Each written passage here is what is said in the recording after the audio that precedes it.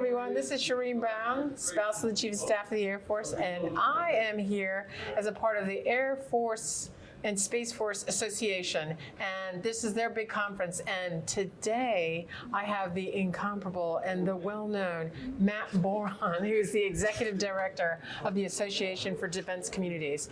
He is going to help us learn a little bit more about community partnerships. We all know, Matt, that our community partnerships have creative solutions to be able to solve our quality of life issues, our problems, our challenges as we go forward. So with that, can you share with us some of the things the Association for Defense Communities is highlighting as a part of some of the important partnerships with these issues with quality of life?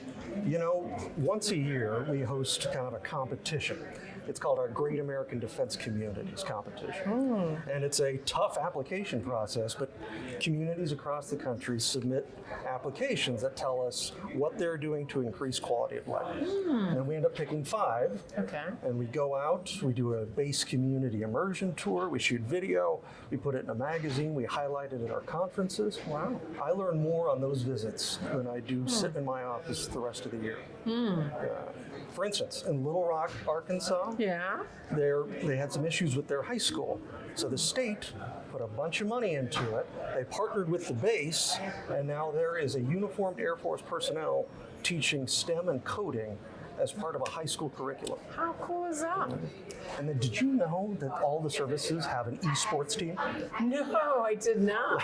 That's their job, is to play video games, but it's a part of MWR, recruitment, retention. I was down in El Paso doing a Great American Defense Communities visit, and we were lamenting the fact that communities are having such a tough time engaging younger service members. They live on base, or younger veterans who aren't going to the VFW necessarily. He said the Army esports team came to town. He blocked off a few roads downtown. This is the city manager telling me this. And he set up, food trucks and everything. He said he'd never had such engagement. They were coming out, young families everywhere, and he said it's paid dividends. So I have tracked down all of the esports teams, and we're gonna really highlight them this year. That's pretty fantastic. Oh my gosh, I didn't even know that some of these things were existing. I had no idea either, but what a, kind of under the radar partnership idea. Exactly. That we need to start utilizing more. Not only that, I think you're bringing out some out-of-the-box thinking here to be able to draw some of our military members out and introduce them to what the military kind of looks like in a different way, which is always an attractive thing, right? So this is huge. This is huge. Thank you for sharing that. When I told my son about the Army esports team, he said, 7-year-old, he said, "Do you think they'd sign an autograph?" So now we know it works. I like the way he's thinking already. I love it. I love it. So let me just let me just ask you, so how do we better educate, now that we've got our military members on board, how do we educate our military spouses?